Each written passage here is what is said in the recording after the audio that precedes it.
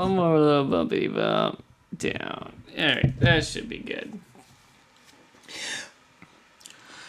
Welcome back to the dimecomicbros podcast. I'm your host, Jacob, joined by my co-host, Collin. I'm your host, Collin, joined by my co-host, Jacob. How are you doing, Jacob? I'm great. I'm a little busy hosting a podcast. Thank you. I am also great. Wow. Hosting a podcast. Busy day today. We're both hosting podcasts. We are both hosting two separate podcasts, but on the same microphone. Same penis. It's gonna be a bit chaotic today. I just woke up on my show because Spencer is not here. It's chaotic on my show as well because I was just woken up by my co-host and we started recording just now. We're retarded. Yeah. Why buy a comic that might cost more than a dime? Come meet the brothers who are here to waste your time. So yes, welcome back to our show, the Dime Comic Bros podcast, where it's usually just three dudes, but today it's two dudes sitting around a micro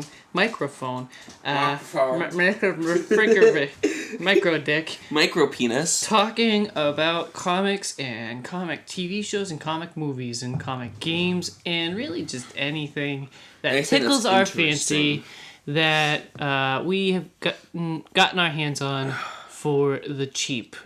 Sometimes. But not all the time. Mm-hmm. Not most of the time, honestly. Spencer loves to drop his stimmies on whole DC events like Future State. And I like to drop my stimmies on anything Mike Mignola. Yeah. Or Sean Murphy. You've got some hot posters in the other row. Yeah, I spent a lot of money on Sean Murphy, Mike Mignola, and Daniel Warren Johnson. His three daddies. Yes. So it is a news week this week, and oh my gosh, we have a lot of news to talk about. And we're gonna fucking talk about none of it. Yep. Okay, so... Just kidding. We are probably gonna zip through it because we are the two children in this relationship. Uh-oh, he fucked it up. He did. So DC... It's fine, I see it though. DC's first, and then Marvel's the second one. I just noticed that. Yep. Alright. Our editor, that's why he was fired this week. Yeah, our editor got fired. We just shoved the big stick up his butthole and told him to sit it out. That big stick up his butthole is Rachel. From DC.com. DCComics.com. Fucking eat my ass, okay? From DCComics.com.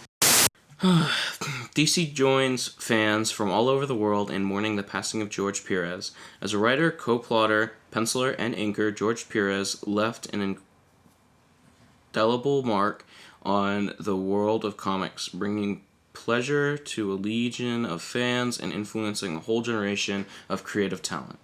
Quote, George Perez had an art style that was both dynamic and incredibly expressive, end quote, said DC publisher and chief creative officer Jim Lee. Quote, his art was the perfect storytelling canvas for some of the most important events in DC history. While he will be sorely missed, his work will live on with countless number of fans as well as all the talent he's influenced over the years, end quote. While at DC, Perez's art style was the perfect fit for the new Teen Titans with writer Marv Wolfman. Together, they changed the face of teen comic books while elevating the status of several DC characters once thought of merely as sidekicks. Perez was also the artistic force behind the groundbreaking Crisis on Infinite Earths, the maxi series that not only celebrate DC's 50th anniversary but radically restructured DC character continuity. Quote, just like all of the comic book fans that he was always so overjoyed at meeting at the signing or convention, I'll forever cherish the time that I got to spend with George, end quote, said DC editor-in-chief Mari Javins? Sure. Quote, he was a one-of-a-kind person that brought so much joy to the world, and we are all better for having known George and his impressive body of work, end quote. Recently, his groundbreaking work on DC and Marvel crossover JLA Avengers was reprinted with proceeds benefiting the Hero Initiative, the charity dedicated to helping comic book creators in medical or financial need. Oh, I see what he did. So Spencer morphed two articles together. So on the same topic from Marvel.com, Marvel Comics pauses to reflect upon the life and career of beloved writer and legendary artist George Perez, who is widely known and respected for his incredible talent, kindness, and generosity in the comics community and beyond. During his career at Marvel, he contributed to several ongoing titles, such as The Avengers, The Inhumans, and Fantastic Four. He also co-created Marvel's first Latin American superhero and first Puerto Rican mainstream character Hector Ayala, aka White Tiger, which inspired more heroes under the same alias. George won numerous awards, starting with the Eagle Award in 1979 for his time on the Avengers number 167 and 168, and 170 through 177, and 2 Eagles after that. He also received an Inkpot Award, several Comic Buyer's Guide Fan Awards, and a Jack Kirby Award for Best Finite Series 2 years in a row. Most recently, George received an Inkwell Award, specifically a Lifetime Achievement awarded in inking. George made an indisputable impact on the comics community and its fans. He was well known for being a friendly and approachable creator, particularly for his warmth, generosity, and kind nature. He will be deeply missed by all that knew him and were touched by his many decades of work. Well, this sucks. Yeah, this is a big one. He had... We're losing all the big ones here, buddy. He touched a lot of things, that like huge events and stuff. Yeah. Moving on to a lighter note.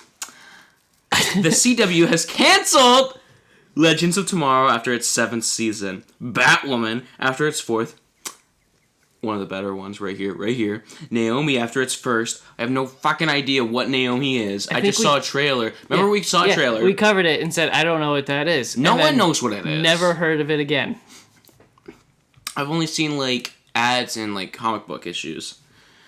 So, this leaves 3 CW-verse shows currently running. The Flash on its 9th and potentially final season. Which is fine by me, because I saw 3 seasons and was like, alright. I only watched 2.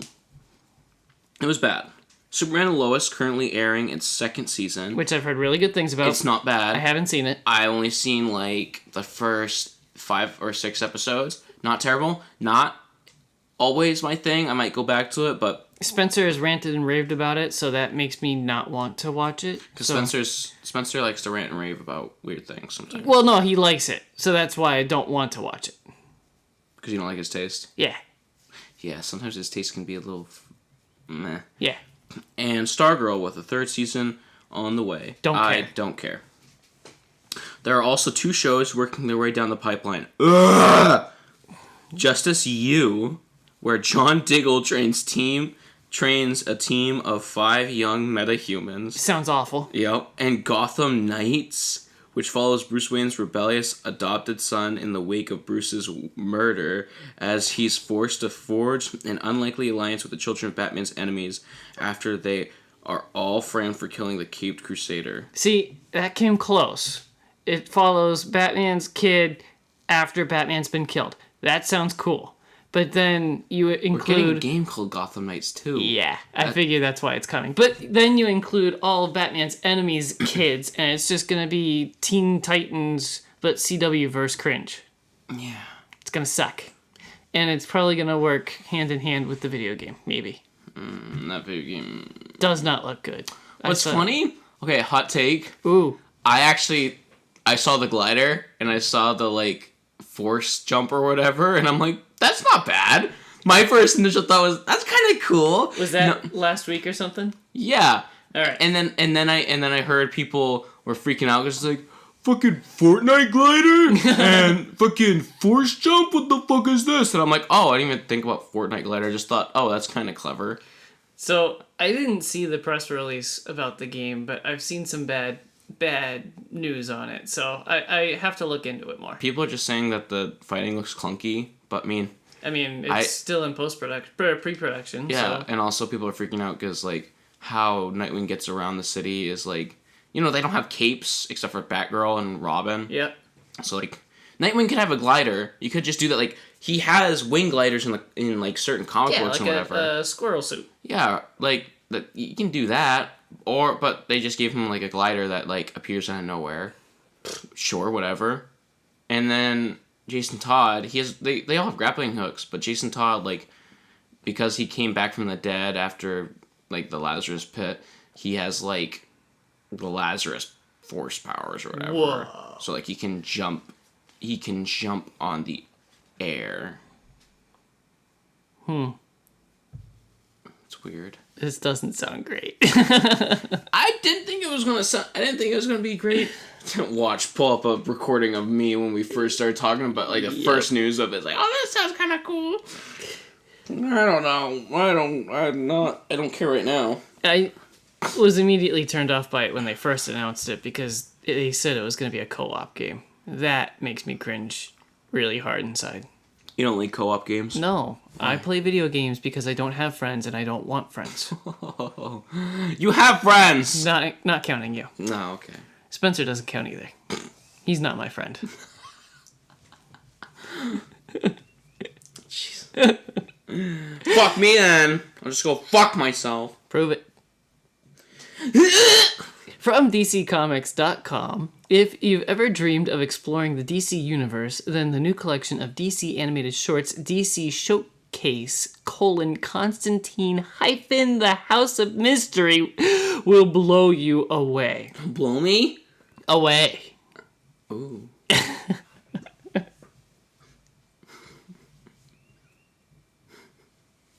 We're both too tired to be doing this. Yeah.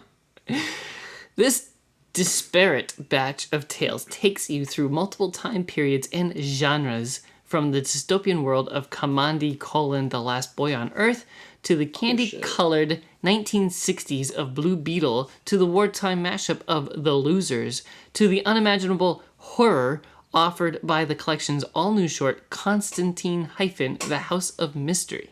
All these shorts ended up inhabiting these different time periods and places within the DC universe. Supervising producer Rick Morales noted, "The powers that be asked me if I would be interested in doing a few shorts. I said yes and began talking to writer Jim Krieg about it.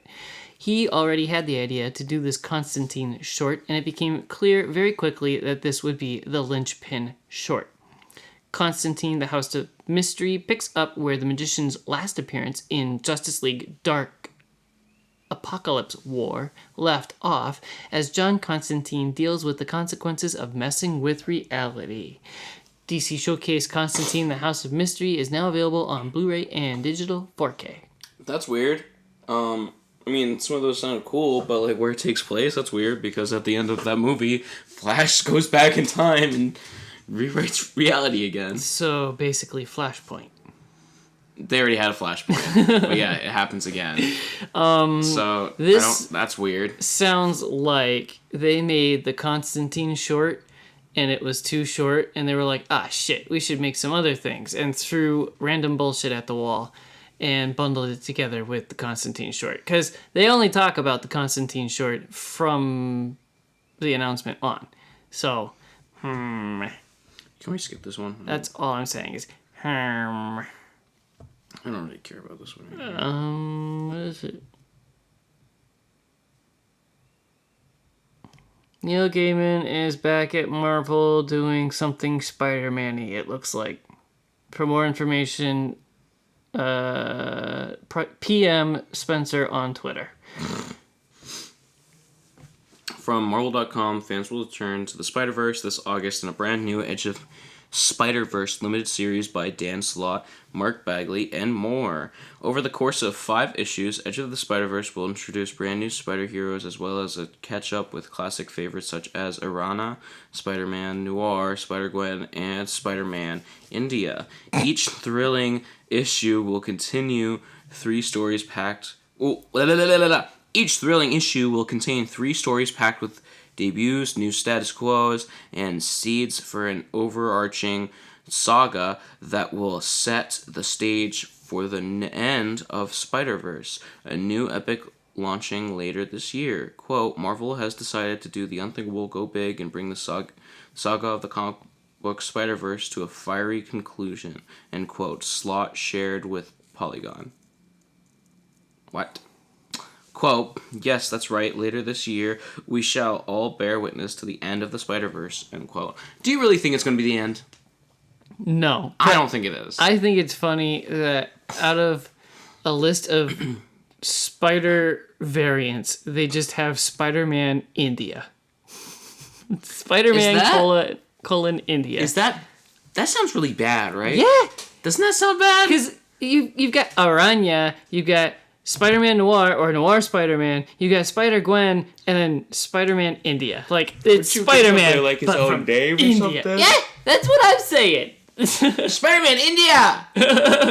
Look, it's Spider-Man India. Look at him swing through town.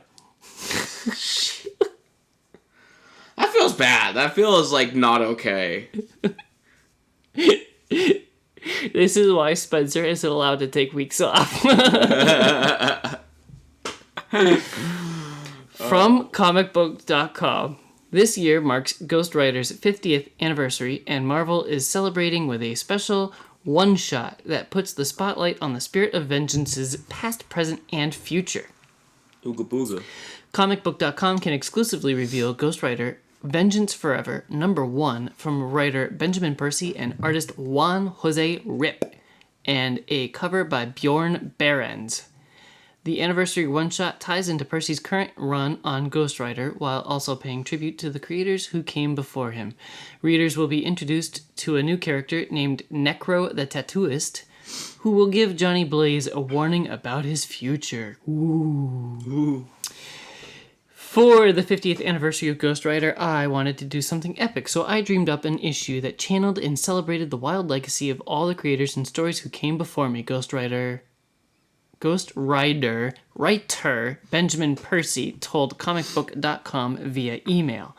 I did so by interweaving a larger story about Johnny Blaze in the present with smaller stories that spotlight Danny, the Midnight Suns, Ghost Rider 2099, and more. So many and so much more, including never-before-seen iterations of the spirit of vengeance. We'll travel to the far past and the near future, and the frame for all of this involves a new, haunting character known as Necro the Tattooist. He brings to the surface the secrets we carry beneath our skin. Juan Jose Rip is the artist assigned to this special anniversary issue, and he is especially brilliant at conjuring beautiful nightmares. Brace yourself, this issue will leave its burnt rubber mark on you. But where on me? You asshole. Ooh, I'm in. Nice. I think it's kind of funny that the Ghost Rider writer talked to comicbook.com via email. Like, you couldn't even Zoom call in. That's really not selling interest in your own comic. I'm sorry. But it sounds cool. It sounds like Spider-Verse for Ghost Rider.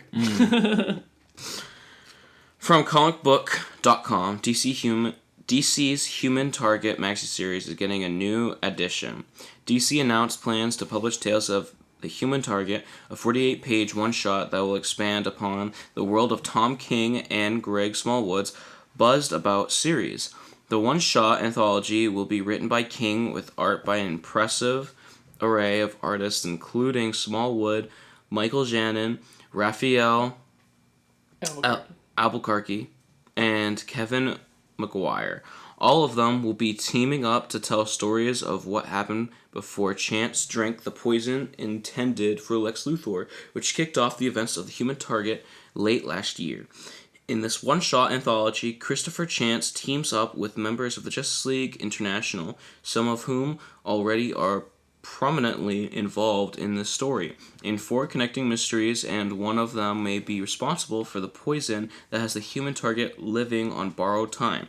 The issue will feature a main cover by Smallwood, which is reminiscent of hard-boiled detective novels of the 60s and 70s.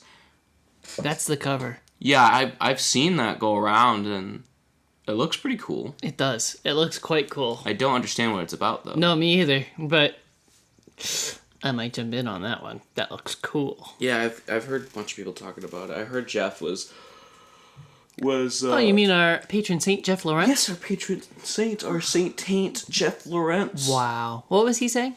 He was just saying that he wanted to get into it. And I think he knew a little bit about it, but I cannot remember. That was back at the concert. That was last night. There was a long sleep and a lot of alcohol in between.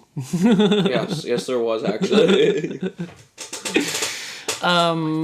There's no citation for this one. Sony expands their Spidey universe with an El Muerto film starring Bad Bunny.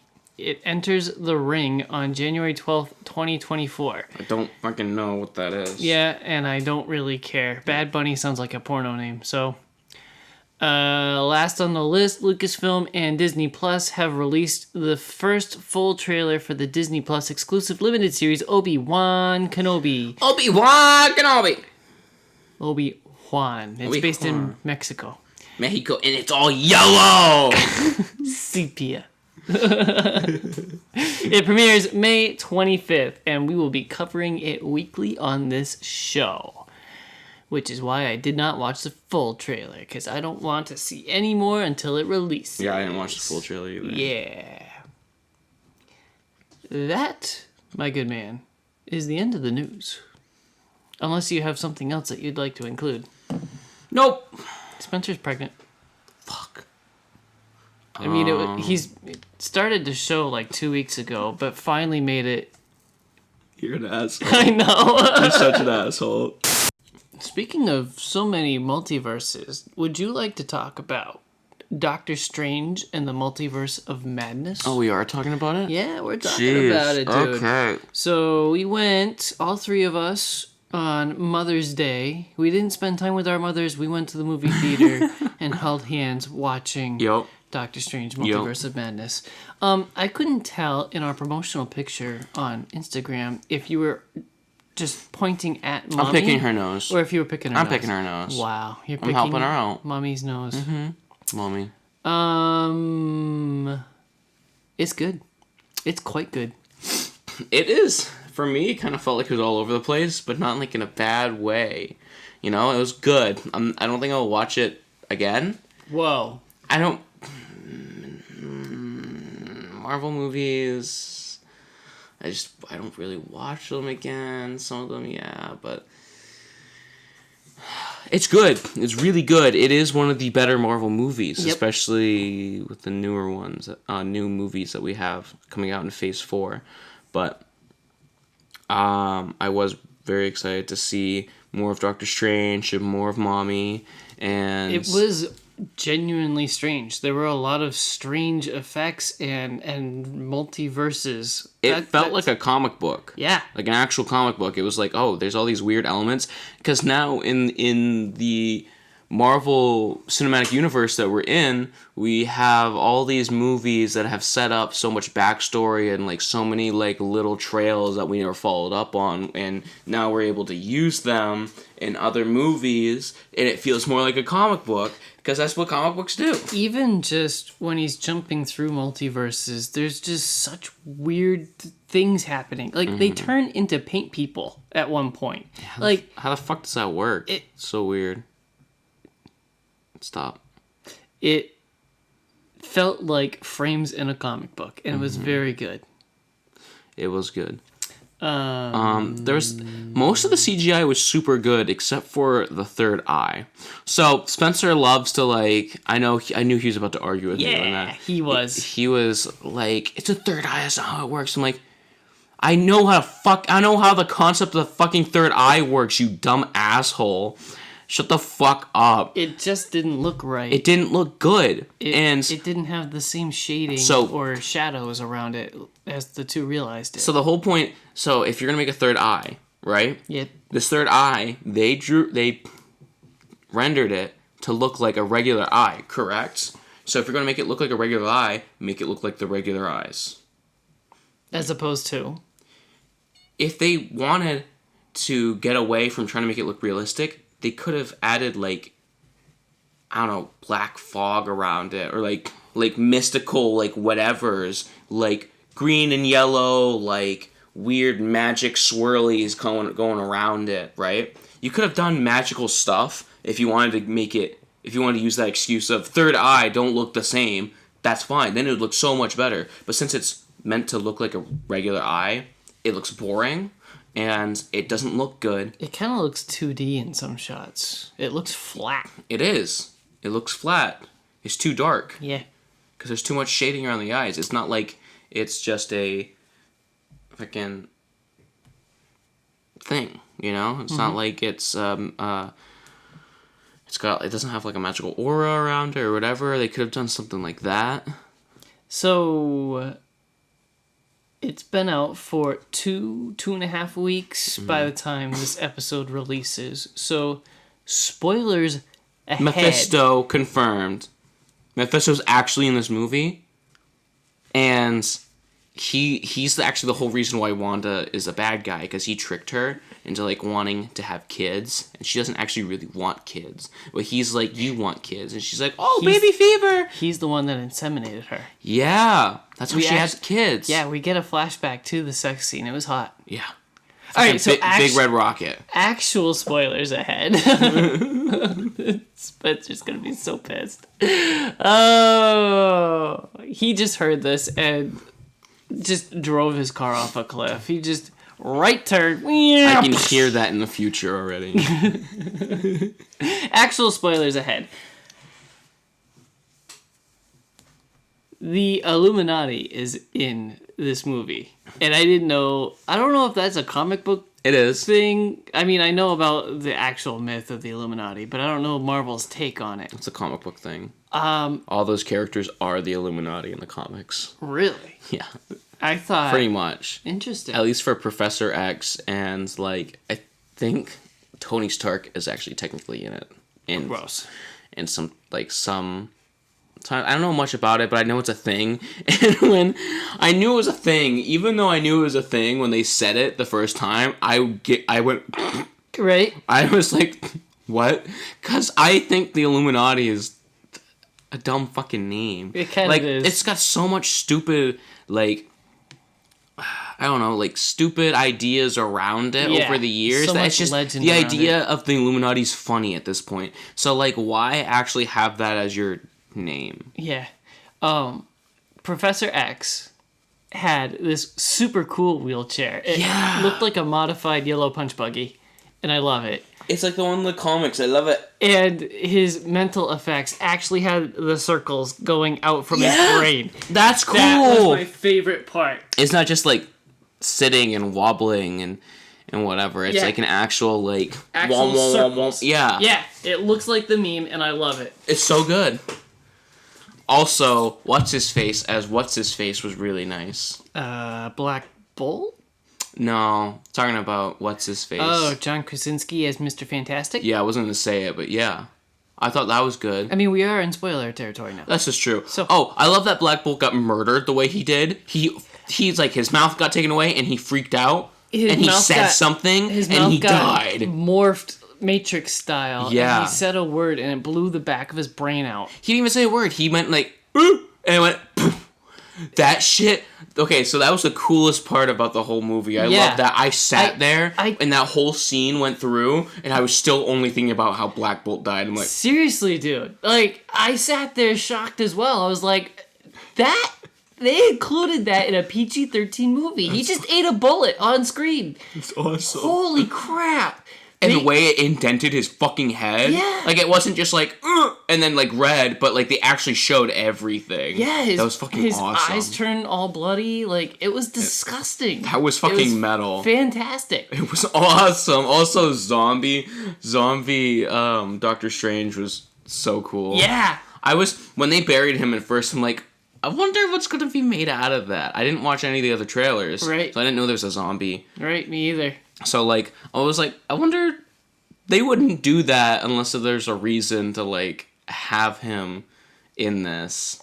And they did. That was cool. I really liked fucking cape he made out of the souls? That was sick as shit. I want to steal that idea and put it in, like, a comic book or something. That's fucking awesome. This movie definitely pushed its PG-13 rating. And I love it. it made it interesting. Mm-hmm. It wasn't like, we're going to slap an R rating on it and it's going to be super mild. It was like, no, actual things happen. It hit every PG-13 it could. Yeah. It was great. And why is she named America? I don't know. That bothers me. But that America Chavez was very, very, very close to what she is in the comics. It looked she is a comic book character? Yep. It looked like they ripped her straight from the comics, like 100%.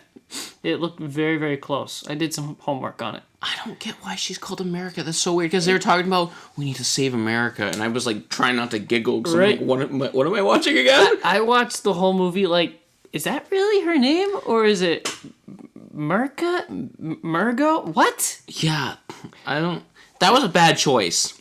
I think that's a bad naming choice. I would have changed her name in the movie. It seems 100% intentional, and I don't really care why. Watch as I say this. It's like there's a whole big meaning and like a whole big reason in the comics why she's called America. It's political. Not political, but it's just like such a. It'd be so dumb if it's political, but like it might be actually. I don't want to talk about it anymore. Oh, what else do we have for spoilers? Oh, somebody at work was like grilling me. He was trying to talk to me about it, but he hasn't seen it. I'm like, I don't want to spoil it for you. And he continued to complain about spoilers he's seen. Some of them were 100% fake, and I pretended like they were real. So that's awesome. That was pretty fun. The only spoiler I got was that we got Mr. Fantastic. Oh, yeah. That showed up on my TikTok. TikTok bad. Reddit good. I don't know if I have any other spoilers. Spencer has an incredible hate boner for Danny Elfman and the music, but I wasn't bothered by it. It was just music. It didn't stand out as really good or really bad in my mind. No. But he loves to bitch about it. Spencer just loves to fucking bitch, okay? He does. But we love him, though. Love you, Spencer. So he has seen it 4 times. I've only seen it the once. Me too. And I thought... Well, I guess I fell for it. I thought that Scarlet Witch dies at the end because she Samsons a tower on top of herself. And apparently that is a fake out. So, yay. Apparently she signed on for like 9 more movies or something. Oh, so. Yeah. She was not going to die. We still have to find White Vision and shit like that. Yeah, ship of Theseus. I saw a meme today where it was like one Scarlet Witch and Agatha fighting, and it's like 2 chicks bitch slapping each other, and then it's like White Vision and Dead Vision or whatever. Dead Vision, I love that. Arguing, and it's like 2 Chads. old dudes with huge white beards like arguing over their stack of books. Yeah, I love that. It was awesome. Their stack of books. I'll try. That's to the way to fight. I can find it. But yeah, that's Multiverse of Madness. Pretty good. It is quite good. I will buy a copy of it. I'll watch it again. I would only buy a copy of it if I was already collecting Marvel movies, which I am not. Not even good ones though? No, because how I am with things, if there's a series of movies and they are all the same story, like a part of it, I have to have them all. Okay. I have to. Yeah. So like, when I bought Justice League, right, I had to get the rest. Right. That's just how it is. I mean, that was easy. Wait. But now I need a new Justice League because a fucking coworker never gave it back, and he got fired. So. Well. After what? Are we gonna start topics? Yes. Can I go first? At Dime Comic Bros first, ladies and gentlemen, Collin wants to go first on topics. Fuck you. And now I need to think up a question. No. Fuck you. No, I watched an incredibly good show that came out in 2019 that I remember hearing ads for forever, and it used to be a YouTube original. One of YouTube's only good shows. Wayne. Continue. After the death of his father, a good-hearted 16-year-old vigilante sets out with his new friend to get back his dad's stolen 79 Trans Am. So, main character is Wayne and Dell, this girl that he's loved for a long time. They're like teenagers, but it's not like a teenage drama. It's just like it's a dramedy, but it kind of works like a comic book. It kind of acts like a comic book. It's 10 episodes, and this kid Wayne, his dad dies. He burns down the house with his dad's dead body in it, and he grabs his dad's awesome fucking motorcycle, goes to his friend Dell's house that he just met, and he's like, "Hey, do you want to come with me to Florida to get my car back that my mom stole from him?" And she's like, "Hell yeah!" And so then he gets in a fight with her dad and her brothers. He stops her brothers and bites her dad's nose off, and then they go set on their adventure to Florida. The whole events that happen is it's actually such a good show I got pissed off how the ending was, because now you have to wait for a season 2, and the season 2 is like written and mapped out. Now they're just waiting for actors to like have free time for them to start recording. Is this animated? No. It's live action. Live action. All live action. And actually, I could only tell maybe like once or twice CGI. I could only tell that there was like CGI in certain shots. I'm like, that's CGI. But it was fine because it's like a quick second. Like, instead of having an actual broken window, like on a car, it was like CGI shattered, but it was fine because the car was spinning out of control. It wasn't focusing on the car's like screen, right? So it didn't matter. Interesting. So it was okay. Certain CGI's like that's fine. Also, this kid, he has like his whole thing is that he wants to like right the wrongs for other people. Like he sees a bully like beating on someone, he kicks the shit out of them. Like one character was being blackmailed for a video. Like they're going to post this video about something to do with her, and if they didn't get $20 a month from her, or like a week or whatever, $20 a week from her, they would post it. And so what he did was he found his buddy that knows about computers, because Wayne knows nothing about technology. He's like Encino Man. And they keep making that joke the entire show.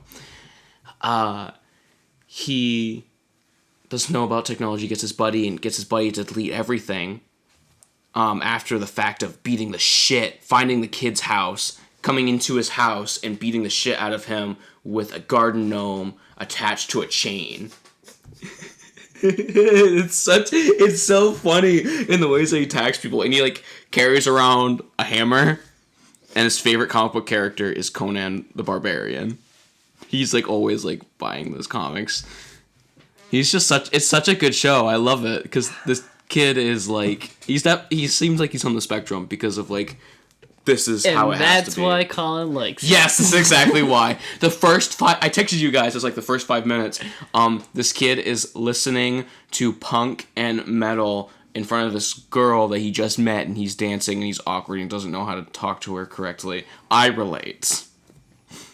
How did you watch this? I watched it on Amazon Prime, Amazon Video. Interesting. Mm-hmm. It was really good. Does that mean Amazon is going to be the one to re-up it? Yep. Fascinating.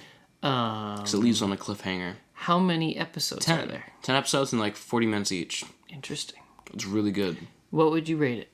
I would rate this like a solid like 7 out of 7. That's not how Collin numbers work. Yes, it does. I'm confused. 7 out of 7. 7 out of 7 cupcakes. 7 out of 7 Hot Wheels out of 7 Hot Wheels out of 7 dryer sheets. See, that's what I needed. Mm-hmm. That's pretty impressive. It is really good. I actually, once I finished the show, I started it over. That's how much I liked it. All right. I read the Green Lantern Omnibus 2, written by Jeff Johns.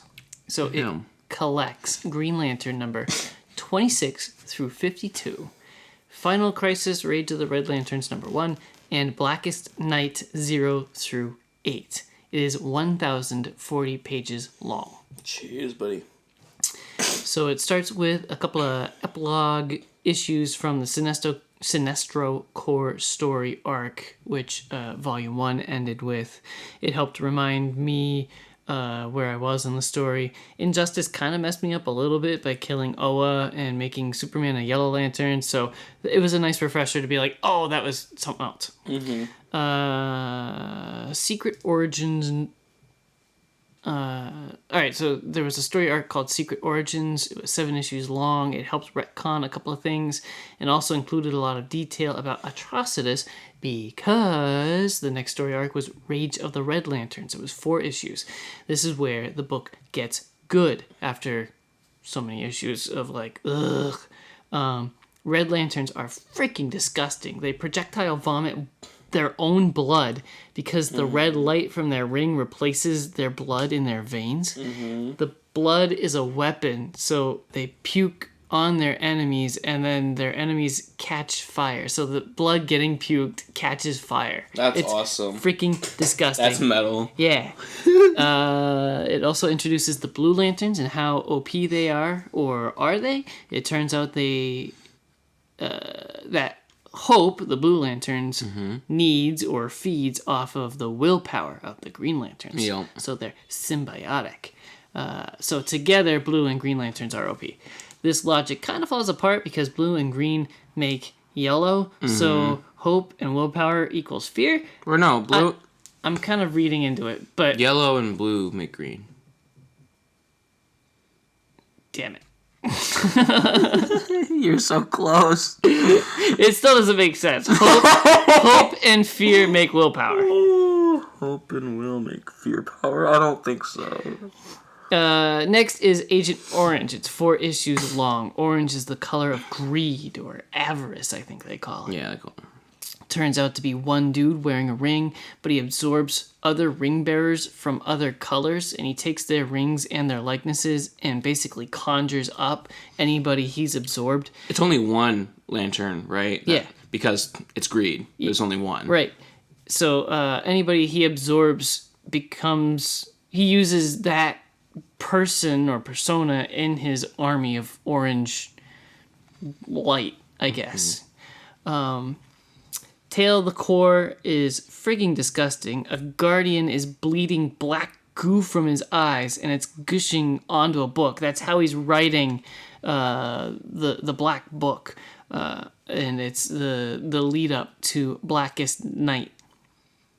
I noticed it in the cover of this omnibus, but there's a panel in this issue that seems like a good time to express. Every single time they show all the colors of the rings, it's lined up in Roy G. Biv, and it just makes my OCD brain happy. The little monkey brain is so happy that the colors are in order. Blackest Night Prologue tells the origin story of William Hand, the bad guy of Blackest Night. Holy crap, I'm amazed at this issue. It's dark enough, showing his psychosis, killing animals and sleeping with skeletons, like just as a little boy. It starts with him growing up, and at the end he kills his family and then blows his own brain out in a full-page spread. It's fucking awesome. It's disgusting. What a real man. But the Black Lantern only works with dead people, so that's kind of its shtick. So he had to be dead to be the Black Lantern Supreme or whatever. His dad worked in a morgue, so Hand's suit is made out of a body bag with his company's logo on his chest, which is also the logo for the Black Lanterns. It kind of looks like the Devil Wears Prada logo. Huh. It's wicked cool. That's cool. Blackest Night 3, Hawkwoman tells Hawkman that Hawkman fighting Green Lantern makes her hot, and that grossed me out. Blackest Night 4, we see my boy, Azrael, as a Black Lantern. What? Also, Scarecrow is sad he can't be a Yellow Lantern because he isn't scared by anything but the Batman. Flash quickly appoints Mira and Adam to stand in as head of the Justice League because at this point, almost everybody in the Justice League is dead. So Mira is basically replacing Wonder Woman, and Adam is replacing Superman. And it was a nice little point because Adam asks what makes the Flash basically like part of the Justice League. Like, what's so special about him? Like, how is he part of the Justice League? And Mira said that it's just him being the Flash. Like, he doesn't need a reason. No, the Flash is fucking awesome, yeah. Bitch. At the end, Hand reaches 100% power. So this is the fourth, we're halfway through Blackest Night, and it was like Hand was leveling up slowly, like 1% at a time. So he finally hits 100% power and plants his Master Lantern on top of his home / the morgue. Parallax Rebirth 1 and 2.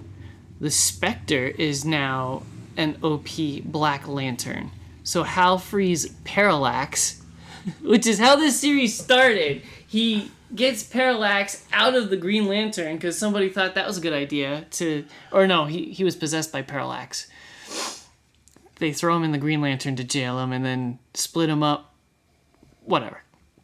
He frees him and is possessed by Parallax again to go Super Saiyan to beat Spectre as a Black Hand.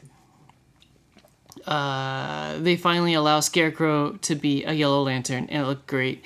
Also, Lex Luthor was an Orange Lantern. He stole it away from the dude.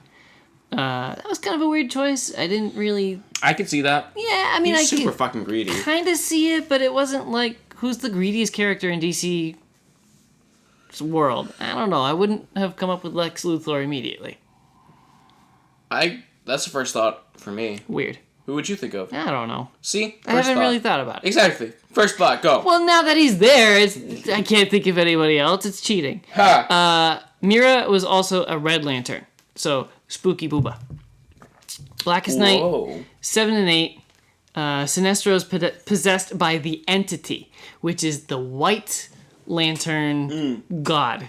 Which Isn't that the god of the universe? Kind of like Parallax is the god of the Yellow Lanterns. Oh. So Sinestro kind of sacrifices... Can I... I'm trying to get into a comfortable spot where it doesn't move because it's like... Sinestro basically sacrifices himself despite being a little greedy and is like, no, I'm going to do it this time. So it's kind of a redemption arc, sort of. So when he takes that, the white rings eventually spread to everyone fighting Necron, the god of the Black Lanterns, which relives everyone that was killed for this whole freaking story except for Batman. Batman's been dead since Final Crisis. And they kind of used that a little bit. He was a Black Lantern for like 1 page, and then that was it. Batman's been dead? Yeah. He died in Final Crisis and came back sometime after Blackest Night. Weird. Yeah, it was kind of weird, because it kind of seems like his time... It would have been fitting for Batman to reign in Blackest Night. Mm-hmm. There's several ideas that come to my mind of what you could do with that. But also, it's kind of nice to be like, that's too easy. We're just going to axe Batman and not use him. And kind of have this event without him. So, props. Sure.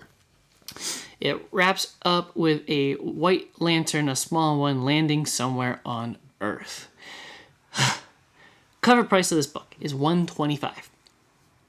Amazon kind of deleted my purchase history, and I got it a little while ago.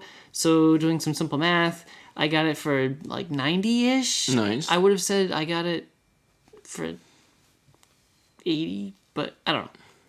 It's currently $74 on Amazon right now. Okay. Absolutely worth $74. Like, go buy it right now. Because these 3 omnibuys are really freaking good. I have not had a complaint about them. It's mostly self-contained, and it's quite enjoyable. It's a huge freaking book, and it just burns by so quickly. Mm-hmm. It's so pretty, and the story reads easy.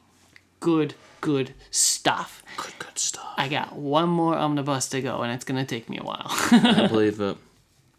So, this one's going to be a short one. I read the first issue of Jurassic League, which is... Jurassic League. Just going to take it out of its little sleeve right now. Oh, yes. So, this is issue 1 of 6, and... Written by Daddy. Yep. Well, yes. One of your daddies. One of your 3 daddies. Yep, one of my 3 daddies. So we have the 3 main names are Johnson, Gideon, and Spicer. You should art up a little piece of your 3 daddies all giving you like a head pat. You just look like a little boy, and the 3 daddies are just there. I'm not gonna do that. It's gonna make me look like such a weird fan. They don't even know me. It's gonna look like such a weird fan. We don't have to make it public. I know. Just make it an in-joke about your 3 daddies. Anyway, going on with Jurassic League, number 1, we open up with a monologue of... Oh, I want to get the names right. Because they all have, like, dinosaur. So, Super Soar. We have Superman. Yep, we have Superman. So we have the monologue of Super Soar's father while he sends him to Earth.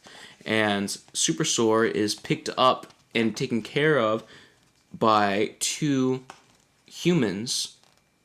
2 cavemen humans. What kind of dinosaur is Super Soar? I don't know. Whoa. I don't know the dinosaur names. Me either. I never cared. Yeah, me either. And then... I feel you entirely. Yes, and then after that, after that one page, we jump into... oh my gosh. Okay, so I can't find the name. But anyway, we are then introduced to Dinosaur Batman running through what is the outskirts of Growtham City. Which is just... It's just the wilderness. And it's this giant green, like, crocodile-looking dinosaur with, like, a bat costume on. He's got, like, blue and gray. He's got a utility belt, and he's got, like, a bat symbol on him. He's got, like, the, like, bones on his arms. And so when I first saw this, I'm like, oh, how are they going to do the whole murder thing? Or, like, him not liking murder. And so what we get in the first couple lines is, I do not speak of the carnivores, or the beasts that end the life of one to preserve the life of their own. I am hunting a thing that kills for pleasure. So he only is against murder if it's for pleasure, but if it's for, like, the circle of life, he's okay with it. This is a parody of the Justice League. So, based. And so he's tracking down, in a sense, this evil to this cave. And guess who it is? We get... Jokerzard, which is a dinosaur version of the Joker. I don't fucking know what he is, but that's definitely... It's a Charizard, stupid. Yeah. Fuck off. That's a real dinosaur. Real dinosaur. And he even has batarangs. He still has batarangs. It's so funny. Oh, and of course, since it's written by Daniel Warren Johnson, we get wrestling moves and combos. And this whole comic is so funny. And of course, Joker made this, like, mountain of human bodies. It's like this giant mountain of bodies and organs and shit. That's pretty metal. It is pretty metal. And of course, there's still one human alive, and it's a little child. He's crying for his mom and dad. And then Dinosaur Batman gets a flashback to the scent. I remember now! And he's like, thinking back when his parents were murdered, and the Jokerzard murdered his parents when he was just a young little T-Rex. So he doesn't look like a T-Rex until, like, you see his, like, parents and, like, when he's a baby, because he's got big ass fucking arms. He kind of looks like Crocodile. The Rugrats toy. Oh, in that one yeah. frame. Oh, Reptar. I love Reptar. King of the Ozone. Mm-hmm. continuing on with my issue, we have then Joker escapes his grasp, and the little child won't leave our Batman dinosaur away. He won't leave him alone, and so he follows Batman. Probably going to be his new Robin. Probably first Robin in this universe. Then we get to meet the trembling Black Mantasaurus, which is just Black Manta fighting. Where is he? Where's the name? Fighting the savior of the waves, Aquaman, which I don't remember if they even say his name. Doesn't look like it. Ooh, nice team shot of all the dinosaurs there. All the Justice Leagues. So we're only introduced to 4 of them so far. Or, no. Yeah, 1, 2, 3, 4. Yep, 4. That's so surprisingly missing Wonder Woman. No, she's in it. No, but in that frame. Oh, because... where they're all lined up. Because she's thinking about them. Yes. This actually... I really like the design of this dinosaur Aquaman because he has, like, barnacles on him and, like, starfish and just, like, seaweed. Kind of reminds me of the upcoming Aquaman Andromeda comic, which I will be reading. Andromeda, whatever. Andromeda. I'm going to call it Andromeda from now on. Prove it. Andromeda. And then we're introduced to Wonder Woman becoming Wonder Woman, or her name is actually Wonder Dawn. And I know what that one. And she goes off into the world of man to find the rest of the superheroes. Then we're brought to Metropolis. These names are pretty rough to say. And so we just have Wondersaur building a wall around Metropolis. And he's talking to his family and his people, and they're like, "Oh, we love you so much!" Blah, blah, blah. He doesn't have a cape, but he's actually like all blue, and his skin already has like this weird like S shape, and his feet are like red, like boots. It's actually kind of cool. It's actually a really cool design, I think. But he's naked. Doesn't even look like a dinosaur though. Nah, the tail and the face. That's it. I mean, none of them really look like dinosaurs except for their face. Some of them do, kinda. Like their face, yeah. And then, wow. By the end, they're attacked by Giganta and Brontosaurus, Bizarro version of the dinosaur, and... I know that one is the Brontosaurus. Giganta, it looks like a yellow lantern, but... It does. I thought it was going to be Sinestro. Yeah, I don't know what that supervillain is. Wow. I'm actually excited to read Andromeda. So, which character is a Thesaurus? Thesaurus?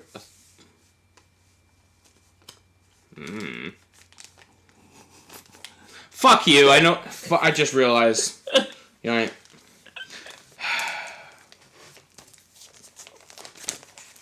a Thesaurus is a fucking book! I fucking hate you. So you bought this twice. One for each cover? So I accidentally bought the variant cover, and I was like, oh wait, I want Daniel Warren Johnson's cover, you know? And so what's the variant cover look like? It's just like the Batman dinosaur. It was kind of boring. Who is it arted by? I think Gideon. How do you say his name? I don't know. It's like Gideon, but with an E instead of an I. It's like Gideon. Okay. He's like a Pokemon. Interesting. Yeah, I don't think I've read any of his stuff before. I can't remember. Fun. I'm actually really excited to read the rest of the stuff because... Cover price was $4 I saw. Yep. Worth it? Yeah. Worth more? Yeah. I wouldn't pay more. So if it was $5? Yeah. Which was like the variant cover, probably. I think it was like $5. I wouldn't pay more than that because I don't think if it's issues you shouldn't have to pay more. They should be like what they are, you know? But if it's like a collected edition, maybe it's a different story. Get it? Different story? What did you read, sir? All of our cringe jokes are guaranteed to get to be Spencer's 13th reason. All I need are 9, buddy. We're terrible people. I read Captain Marvel, Carol Danvers, The Ms. Marvel Years, Volume 1. Ooh, is what's-her-face in it? Mommy? Which mommy? You have several of those, too. I do. You guessed. You find out. Scarlet Witch is not in it. Not the mommy I'm talking about. That is mommy. That is mother. I'm just gonna ignore you. Jessica Jones. No. This includes Giant Size Ms. Marvel number 1, which does not sound flattering. Ms. Marvel 1 through 17 and Ms. Marvel Special number 1. This series came out in 2006. The first 6 issues, I believe, have a time-traveling magician. I don't really remember his name, but he keeps bamfing around. He manipulates time, and he's more annoying for Ms. Marvel than a real fight. He's kind of like a mosquito that doesn't go away. She enlists the help of Doctor Strange, and they are fighting the magician, and things are cool. I really liked the tone. She's struggling with being a little-known superhero, even though she's pretty popular, so she hires a publicist to get, good publicity, and it's the same publicist that a lot of Marvel heroes use. But she also just wants to come home and take a bath and have a glass of wine or something. So understandable. It felt like that story arc was cut very short because we had an obligatory Civil War crossover that had nothing really to do with Ms. Marvel. She's enlisted to track down somebody running away from Iron Man's stupid freaking paperwork. The 2 or 3 issues after that had horrible artwork. It looked very flat and digitized and it was made in Microsoft Paint. It was really, really, really bad. Thankfully, though, the original guy comes back after that. That's where the special was thrown in, which was really good. I think that was intentional to be no, wait. Despite the 2 bumps in the road with the Civil War crossover and the bad art arc, we can still do cool stuff. So it does. It has a cool story with a mutant kid whose imagination changes reality. So he's reading a book, and what he imagines is happening in the book turns into reality around him and messes up everybody's lives. And Ms. Marvel has to come in and help the kid focus his powers and use his imagination to stop evil and stuff. It was wicked cool. Wicked cool. I bet you would like that issue, because it was really good. The last several issues surprisingly follow through with the story from the Civil War arc and wraps it up, which was nice because it was left wide open in the 3 Civil War issues, and it sucked. So it was nice to have some closure from that, even though the whole story was kind of unnecessary. Caca. Then there's an arc with MODOK and AIM. They have a weird dimension bending ooze, and Ms. Marvel has a date with a dude that S.H.I.E.L.D. comes in. So I'm going to pay you $100 to fuck off. And Ms. Marvel feels guilty about being attracted to Wonder Man, so the whole story's kind of a mess. I'm really not simplifying a whole bunch there. It's just those bullet points. I really like the opening. It had a good feel to it. It was yeah, she's trying to be a superhero, she's trying to have good publicity, but she's also just trying to live her life and go on dates and meet dudes, and this is good stuff. This is what I imagined. And then it kind of went off the rails, and I was bummed. it's pretty choppy. It felt like there was no real direction. It felt there were some good beats drowned out by what felt like a lot of corporate control. There's 2 more volumes after this. I found this book on a sale. So That's why you got it. cover price is $35. I found it for $13. And I was like, you know what? That's something out of the ordinary. I'll try it. And for $13, I'm happy. I'd say this book is worth like $10 to $15, depending on how interested you are in Ms. Marvel. But this book is kind of milquetoast. It's pretty bland. It's pretty mediocre. 3 out of 5, you may say. Damn. I wouldn't have expected anything more. I think that would conclude the Dime Comic Bros podcast. It's getting freaking hot in here. It is. I'm sweating. This is hard work. It is hard work. And I have to shit. Ooh. And piss. That is hard work. It is hard work. Do you want me to just do the credits while you shit? Yeah. And then we can do happy hour real quick? Yeah, we can do happy hour. Wow. So while Spencer... yeah. No. Whoa! I'm sorry. Whoa! My cock is not that big. While Spencer has a stick up his ass, and while Collin is shitting out his ass, I'm going to do the credits. So, thank you to everybody that listened to this special episode of Dime Comic Bros podcast that I, your host, hosted, Jacob, hello, and Collin co-hosted. It is made possible by the contributions of our patron saint, Jeff Lawrence. He has been a patron for a good long time now, and Spencer and I are actually going to be doing a cool little swag swap with Jeff Lawrence this week. I'm super excited for it. If you are interested in getting some swag from our... Sorry, I was distracted by the porn Colin's watching in the bathroom. No! I can hear it! No! If you're interested in getting some swag from our show, please make like our patron saint and go over to patreon.com/dimecomicbros, where you will find 3 different tiers that you can subscribe to, or just a custom tier if that's what tickles your fancy. There are all kinds of rewards there, such as early access to episodes, stickers sent to you via the USPS mail,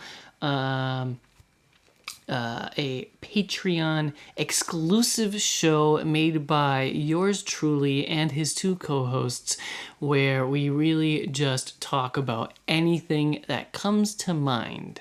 The show is called Happy Hour, and it was made with the intention of maybe popping open a beer and just decompressing from a hard day of podcasting. But because our schedules are busy, we always change what time we record, and daytime drinking is not socially approved of. So, yeah. Thank you to our sponsors, Jetpack Comics and Games in downtown Rochester, New Hampshire. They have all cool... I can't even talk anymore. They have all kinds of cool things for sale in their store, such as comics and games.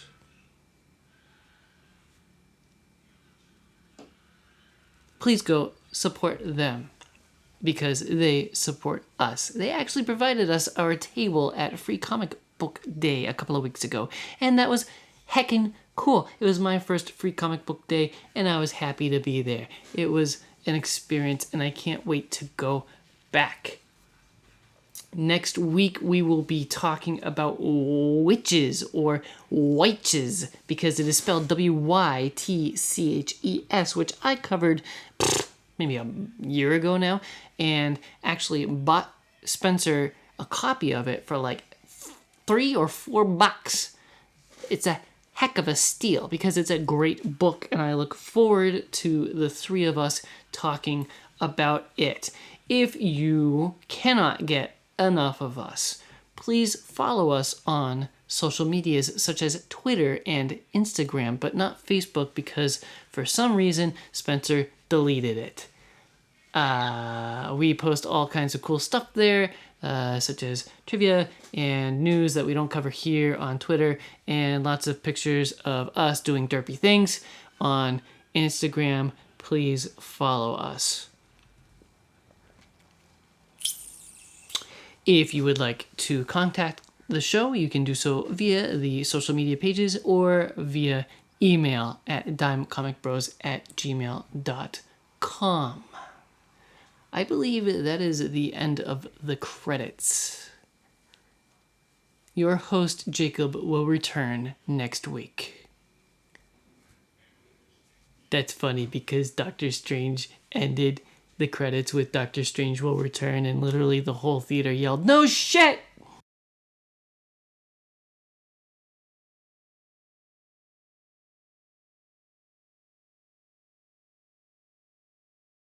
I'm talking normally. Why is it always my voice that, like, fucks shit up? I don't know. But it's coming in hot. What pitch am I on? I need to wash my face, I'm sorry. Not wash, I just want to throw piss in my eyes. Don't use the bidet. Oh, fuck.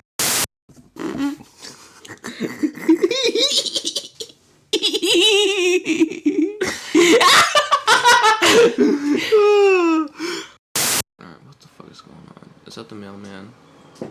It's a white Jeep. Yeah, and it's got a light on the top. I think that might be the mailman. Or it's a serial rapist that lives in town. Nice. Take me! Take me to church. I sacrificed myself for Colin's sake. I fucking want that, buddy. Yeah, me too. We'll get it together. Oh, fuck! Okay. The frick was that? Well, that's the air freshener. Sound like a cat sneezing. Maybe it is. You don't have a cat. Yeah, he is. He's right here. Or he's right over there. In a jar. Dead. People don't know how to react to that every time I do that. It's so funny. Anytime you point that thing out, all I can think of is Spencer's freaking riff about sticking your dick in it and deep frying it. That was awesome. Cat dick donut. You stink. Huh? You stink. Yeah, I know. Is it seeping out? Oh yeah.